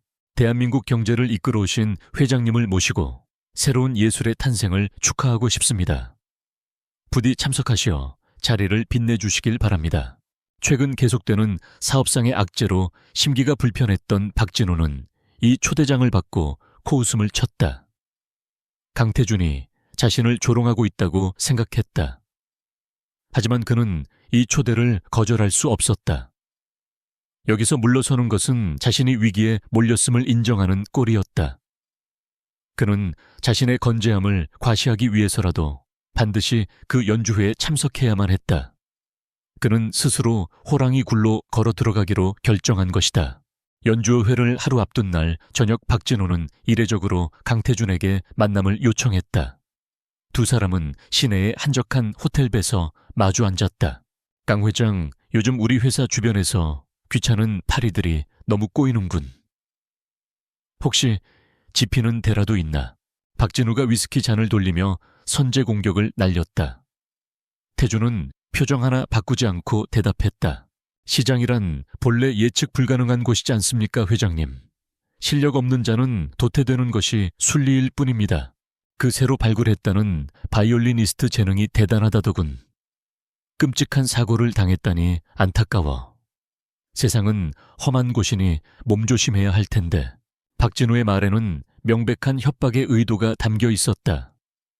태준은 잔을 들어 그의 눈을 똑바로 응시하며 잔을 맞부딪혔다. 재능 이상입니다. 그 아이는 생존자지요. 그리고 생존자들은 아주 흥미로운 이야기들을 가지고 있더군요. 꼭 연주회에 오십시오, 회장님. 장담하건대 평생 잊지 못할 공연이 될 겁니다. 선전포고는 끝났다. 연주회 당일의 밤, 모든 상처를 복구하고 화려하게 재탄생한 콘서트홀은 대한민국 상위 1%의 인사들로 가득 찼다. 무대는 오직 한 사람을 위해 비워져 있었다. 대기실 안유진은 거울 앞에 앉아 자신의 모습을 비춰보고 있었다. 그곳에는 더 이상 겁에 질린 길거리의 연주가 한서연은 없었다. 복수를 위해 돌아온 문유진이 차가운 눈빛으로 앉아있을 뿐이었다. 그녀는 태준이 그녀만을 위해 특별히 제작해준 세상에 단 하나뿐인 바이올린을 집어들었다. 그때 대기실 문이 열리고 태준이 들어와 그녀의 뒤에 섰다. 거울을 통해 두 사람의 시선이 마주쳤다. 어떤 말도 필요 없었다. 그들의 눈빛은 모든 것을 말해주고 있었다. 태준이 나지막하고 단호한 목소리로 말했다. 시간이 됐어. 이제 잔인하고도 아름다운 복수의 연주가 시작될 시간이었다. 콘서트홀의 모든 조명이 꺼지고 오직 무대 중앙에 한 점만을 비추는 스포트라이트만이 남았다. 객석을 가득 메운 수천 명의 관객들은 숨을 죽였다. 대한민국의 모든 권력과 명예가 모인 이 공간의 공기는 기대감으로 팽팽하게 부풀어 있었다. VVIP석 가장 앞자리에 앉은 박진우 회장은 팔짱을 낀 채 이 모든 상황이 못마땅하다는 듯한 오만한 표정으로 무대를 노려보고 있었다. 그에게 이 공연은 그저 강태준이 벌이는 유치한 과시행위일 뿐이었다. 그때 칠하늘 같은 어둠 속에서 한 줄기 빛처럼 문유진이 무대 위로 걸어 나왔다. 그녀는 불사조의 깃털을 형상화한 듯한 우아하고도 강렬한 붉은색 드레스를 입고 있었다. 그녀의 손에는 강태준이 선물한 그녀의 분신과도 같은 바이올린이 들려 있었다. 그녀의 등장만으로도 객석에서는 나지막한 탄성이 터져 나왔다. 사고의 트라우마를 딛고 일어선 비운의 천재. 그 존재 자체가 이미 하나의 드라마였다. 유진은 관객을 향해 짧게 고개를 숙인 뒤 지휘자와 눈을 맞췄다. 그리고 바이올린을 어깨에 올렸다. 그녀가 눈을 감는 순간 콘서트홀의 모든 시간이 멈춘 듯 했다. 첫 음이 연주되었다. 그것은 수정처럼 맑고 영롱한 소리였다. 마치 햇살이 쏟아지는 여름날 아침의 이슬처럼 평화롭고 행복했던 유년 시절을 그리는 선율이었다. 관객들은 순식간에 그녀의 음악에 매료되었다. 그들의 얼굴에 편안한 미소가 떠올랐다. 하지만 평화는 길지 않았다. 음악은 갑작스럽게 불협화음을 내며 격렬하게 변주되기 시작했다. 오케스트라의 팀파니와 금관 악기들이 천둥처럼 울부짖었고 유진의 바이올린은 마치 화염 속에서 지르는 비명처럼 날카롭고 절박한 소리를 냈다. 관객들은 불안감에 몸을 뒤척였다. 박진우의 미간에 희미한 주름이 잡혔다. 선율은 다시 한번 바뀌었다. 이제 그것은 어둡고 축축한 동굴 속에서 길을 잃은 듯 외롭고 처절한 멜로디였다. 기억을 잃고 한서연으로 살아야 했던 15년의 세월. 꿈을 향한 갈망과 냉혹한 현실 사이에서의 고독한 싸움이 음표 하나하나에 담겨 있었다. 많은 관객들의 눈시울이 붉어졌다. 그들은 한 무명 연주가의 고통스러운 삶에 깊이 공감하고 있었다. 유진은 연주를 하며 객석의 박진우를 응시했다. 그녀의 눈빛은 더 이상 분노나 슬픔에 차 있지 않았다. 그것은 모든 것을 초월한 자의 상대를 완벽하게 압도하는 차가운 시선이었다. 박진우는 그녀의 시선을 받으며 정체 모를 불길함에 사로잡혔다. 저 계집애의 눈빛은 마치 자신의 모든 비밀을 꿰뚫어 보는 것 같았다. 그리고 마침내 음악은 마지막 악장을 향해 치닫기 시작했다. 고요하고 어두웠던 선율이 서서히 상승하며 하나의 거대한 폭풍처럼 휘몰아치기 시작했다. 그것은 잿더미 속에서 날갯짓을 시작하는 불사조의 몸부림이었다. 슬픔을 이겨내고 고통을 발판 삼아 마침내 진실을 마주하고 복수를 결심하는 강인한 의지가 바이올린의 활끝에서 폭발하고 있었다. 유진의 연주는 신들린 듯 격렬해졌다. 그녀의 온몸이 하나의 거대한 악기가 된 듯 했다. 바로 그 순간 연주가 절정에 달하는 바로 그 클라이맥스의 순간 강태준이 관제실에서 신호를 보냈다. 갑자기 무대 뒤편의 거대한 스크린과 콘서트홀 양옆에 설치된 모든 보조 스크린들이 일제히 켜졌다. 관객들은 연주회의 일부인 영상이 시작되는 줄 알았다. 하지만 스크린에 나타난 것은 아름다운 영상이 아니었다. 살려주십시오, 박진우 회장이 시킨 일이었습니다. 실수다. 리허설 현장에서 체포되었던 범인의 겁에 질린 얼굴이 대형 스크린을 가득 채웠다. 그의 절규와 함께 박진우의 이름이 선명하게 언급된 자백 영상이 음성과 자막으로 동시에 흘러나왔다. 객석이 술렁이기 시작했다. 영상이 바뀌었다. 다음으로 나타난 것은 15년 전 문 인터내셔널의 비자금 흐름도와 그것이 어떻게 박진우의 차명 계좌로 흘러 들어갔는지를 보여주는 상세한 자료들이었다. 그리고 당시 사건을 담당했던 부패한 경찰 간부에게 거액의 뇌물이 건네진 기록까지. 저게 뭐야? 말도 안 돼. 태성그룹이. 관객들은 충격에 휩싸여 웅성거렸다. 박진우의 얼굴은 하얗게 질리다 못해 잿빛으로 변해 있었다. 그는 자리에서 벌떡 일어났다. 기저, 당장 저걸 꺼. 그가 고함을 질렀지만 그의 목소리는 유진의 장엄하고도 분노에 찬 바이올린 소리에 묻혀버렸다. 그녀의 음악은 이제 단순한 연주가 아니었다. 그것은 악인을 심판하는 천상의 재판관이 내리는 준엄한 선고와도 같았다. 마지막 영상이 스크린에 나타났다. 그것은 오래전 한 저택의 CCTV에 희미하게 찍힌 영상이었다. 박진우가 지금은 사라진 자신의 신복에게 무언가를 지시하는 모습. 영상의 화질은 좋지 않았지만 음성 분석 기술로 복원된 그의 목소리가 콘서트홀 전체에 섬뜩하게 울려 퍼졌다. 흔적도 남기지 마. 그냥 불운한 빗길 사고처럼 보이게 처리해 문유진 그 계집애까지 모든 것이 끝이었다. 객석은 경악과 분노로 들끓었다. 기자들은 미친 듯이 카메라 플래시를 터뜨리기 시작했다. 박진우의 제국이 그가 평생을 바쳐 쌓아 올린 명예와 권력이 한 여자의 바이올린 연주와 함께 단 몇 분 만에 산산조각 나고 있었다. 그때 콘서트홀의 모든 출입문이 동시에 열리며 제복을 입은 검사와 수사관들이 쏟아져 들어왔다. 그들은 혼란을 뚫고 곧장 VIP석으로 향했다. 박진우 씨 살인교사 및 특수경제범죄 혐의로 긴급 체포합니다. 당신은 묵비권을 행사할 수 있으며 수사관들이 박진우의 양팔을 붙잡았다. 그는 짐승처럼 발버둥치며 외쳤다. 이건 모함이야. 강태준 내놈 짓이지. 그리고 저 계집애. 그의 마지막 발악은 무대 위에서 울려 퍼지는 마지막 한음에 의해 완벽하게 지워졌다. 유진은 모든 혼란을 등진 채 오직 자신의 음악에만 집중하고 있었다. 그녀는 복수의 마지막 음표를, 지난 15년간의 모든 고통과 슬픔, 그리고 마침내 되찾은 자신의 삶에 대한 환희를 담아 길고 장엄하게 연주했다. 마지막 활이 현에서 떨어지는 순간 콘서트홀에는 잠시 동안의 완벽한 정적이 흘렀다. 그리고 다음 순간 우레와 같은 박수와 함성이 터져 나왔다.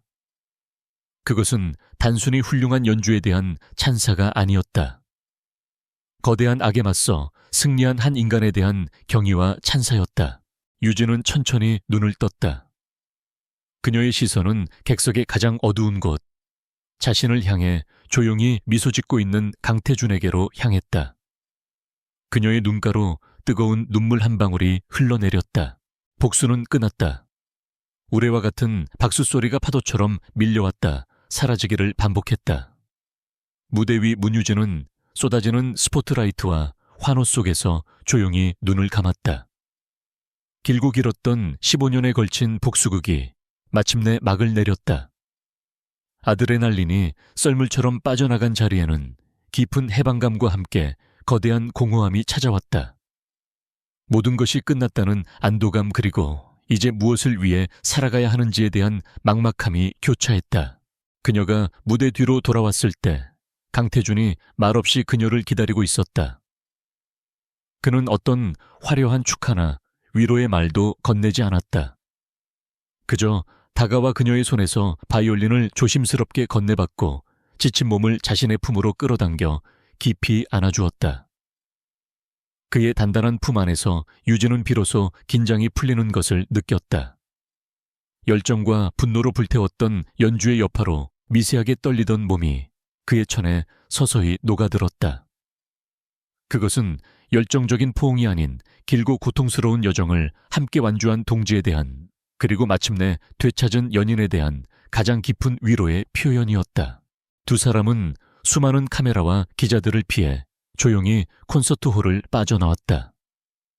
차가운 밤 공기가 뜨겁게 달아올랐던 두 사람의 뺨을 식혀주었다.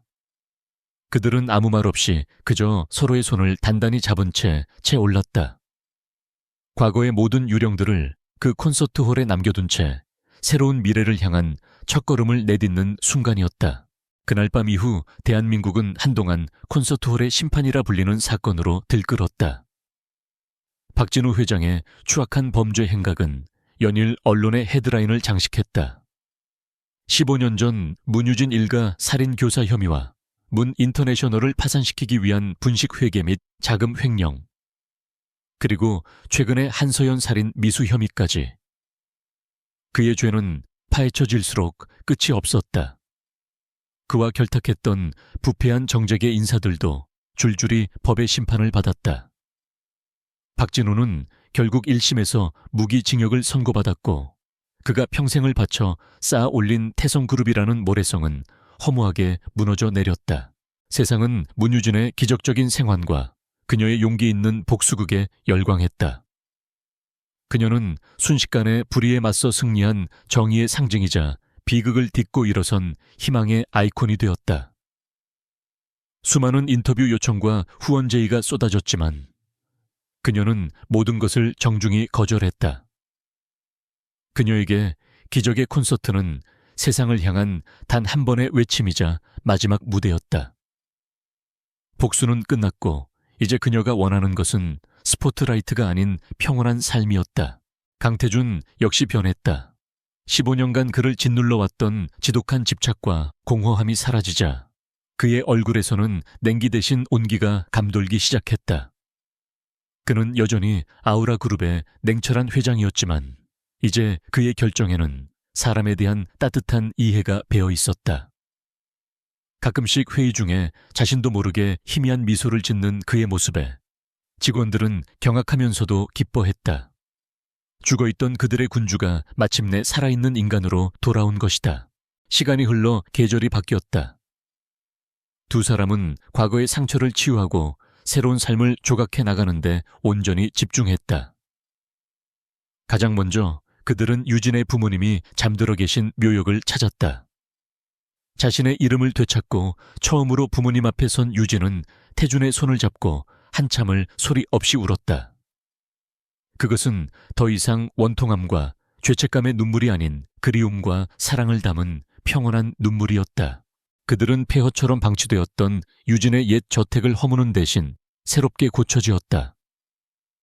과거의 비극을 기리는 기념관이 아닌 그들의 미래를 담을 따뜻한 보금자리로 만들기 위해서였다. 두 사람은 주말마다 함께 페인트를 칠하고 정원을 가꾸며 평범한 연인들이 누리는 소박한 행복을 만끽했다. 함께 요리를 하고 거실 소파에 나란히 앉아 책을 읽고 아무 말 없이 서로의 어깨에 기대어 음악을 듣는 일상. 복수를 위해 숨가쁘게 달려왔던 두 사람에게 그 평범함은 세상 그 어떤 것보다 소중한 선물이었다. 어느 화창한 봄날 오후 태준은 유진을 데리고 한 곳으로 향했다. 그들의 어린 시절 추억이 깃든 그리고 그녀의 기억이 되살아났던 바로 그 수목원이었다. 여긴 유진은 놀라움을 감추지 못했다. 수양버들 나무가 있던 그 언덕에 동화 속에나 나올 법한 작고 아름다운 야외 무대가 만들어져 있었던 것이다. 태준이 그녀의 손을 잡으며 미소 지었다. 어릴 적 약속 기억나 세상에서 가장 큰 콘서트홀을 지어주겠다는 약속. 생각해보니 세상 모든 사람을 위한 무대보다는 오직 한 사람만을 위한 무대가 더 의미 있을 것 같아서 그것은 그가 유진에게 바치는 세상에서 가장 로맨틱한 선물이었다. 유진의 눈에 다시 한번 눈물이 고였다. 하지만 그것은 이내 환한 미소로 바뀌었다. 그녀는 말없이 바이올린 케이스를 열었다. 그리고 무대 중앙에 서서 객석에 앉은 단 한 사람의 관객 강태준을 향해 바이올린을 들어 올렸다. 그녀의 손끝에서 흘러나온 것은 더 이상 복수의 노래, 불사조도 슬픈 기억의 멜로디도 아니었다. 그것은 봄 햇살처럼 따스하고 시냇물처럼 경쾌하며 이제 막 피어나는 꽃처럼 희망으로 가득 찬 오직 강태준만을 위해 그녀가 새로 만든 사랑의 노래였다. 태준은 더 이상 어두운 객석에 숨어 그녀를 바라보지 않았다. 그는 세상 가장 가까운 곳에서 오직 그녀에게만 시선을 고정한 채 그녀가 들려주는 사랑의 교향곡에 온전히 빠져들었다. 그의 얼굴에는 15년의 세월을 보상받는 듯한 깊은 행복감이 가득했다. 음악의 마지막 음이 부드러운 여운을 남기며 바람결에 흩어졌다. 유진이 화를 내리고 미소 지었다. 태준이 천천히 무대 위로 올라와 그녀의 앞에 섰다. 그는 부드러운 손길로 그녀의 뺨을 감쌌다. 돌아와줘서 고마워 유진아. 난 언제나 여기 있었어. 오빠의 마음이 내 음악을 들어주기만을 기다리면서. 두 사람은 말없이 서로를 바라보다 길고 깊은 입맞춤을 나누었다. 15년의 지독했던 기다림은 끝났다. 그들의 진짜 이야기는 이제 막 시작되고 있었다. 수양버들 나무는 봄바람에 기분 좋게 흔들리며 마침내 완전해진 두 사람의 사랑을 축복해주고 있었다.